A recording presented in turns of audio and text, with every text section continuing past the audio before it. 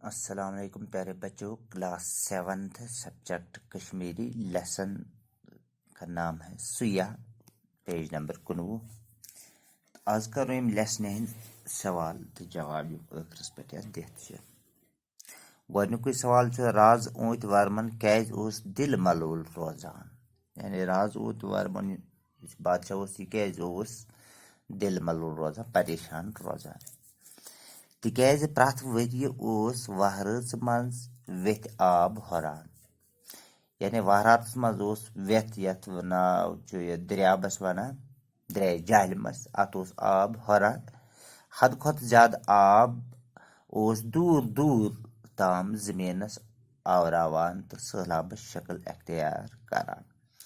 तो यह आब हरन सत वारिया दूर दूर तार वाता तो अम सत ओस खसान सैलाब। सवाल नंबर 2 सैलाबो सत क्या नुकसान ओस लुकन वातान।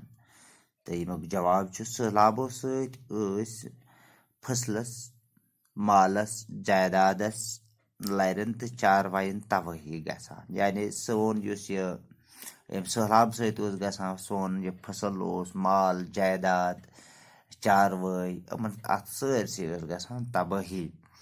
प्रथ वरिय सैलाब खसन सत द्राग वथान।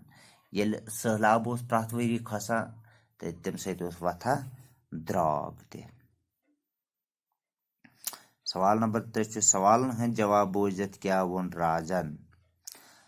जवाब राजन प्रुस यहस कह सवाल हंद जवाब बोजित ब्योठस दिलस ये शख्स छुन पागल। यानी राजन प्रिस कह सवाल सुयास युथी सवालन हुंद जवाब सुयाहन दियुत तो राजस ब्योट दिलस यह शख्स छुन पागल।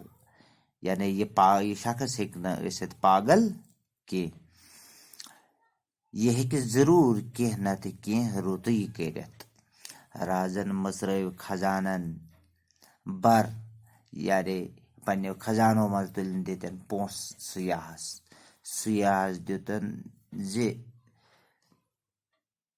खर्चाव कोता खर्चावक मगर सैलाबन फिर गंड दितन पन्ने खजान मज पोस